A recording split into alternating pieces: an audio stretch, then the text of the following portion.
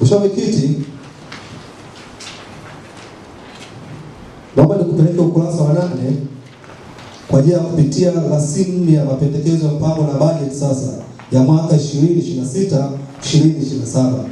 Mheshimiwa Mwenyekiti, katika mwaka wa fedha 2026 2027 halmashauri imepanga kutumia kiasi cha bilioni 31.6 ikiwa ni fedha kutoka serikali kuu kiasi cha bilioni 25. Mheshimiwa Mwenyekiti, taarifa inapatikana ukurasa wa 8 jedwali namba 5. Mheshimiwa Mwenyekiti, mimi nimefika hapa 2020 na 1/22 ndio bajeti inatekelezwa. Tulikuwa tunakusanya mapato ndani, ilikuta bajeti ya bilioni 2.93, lakini mwaka ule ule tuliweza kukusanya bilioni 2.94 ambapo ilikuwa ni 100%. Lakini mwaka 2022 23 tumetoka kwenye ile bajeti ya bilioni 2.93 tukaweza kwenda kwenye bajeti ya bilioni 3.4.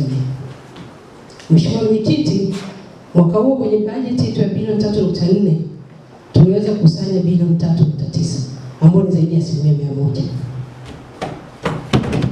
Lakini mwaka 23-24 Mheshimiwa Mwenyekiti, tulitoka kwenye bajeti ya bilioni 3.4 tukaingia kwenye bilioni 4.2.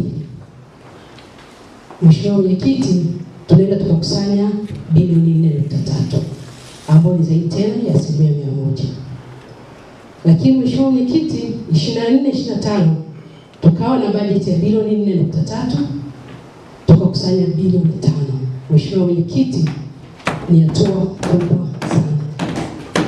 Lakini bajeti yetu ya 26-27 tumeenda kupanga bajeti ya bilioni 5.8.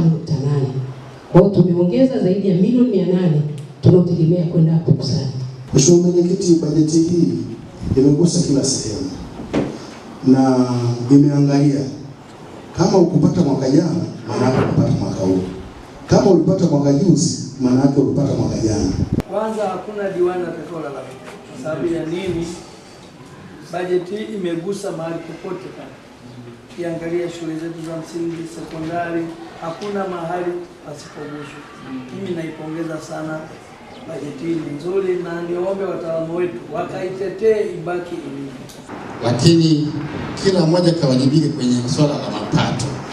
Tutakuja kufika mwisho wa mwaka hapa, Mheshimiwa Mwenyekiti, tunalalamika miradi tuliyoitengia bajeti haijatekelezeka.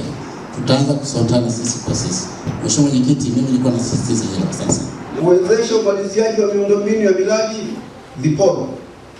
Kama kuna mradi una kiporo tumepeleka hela.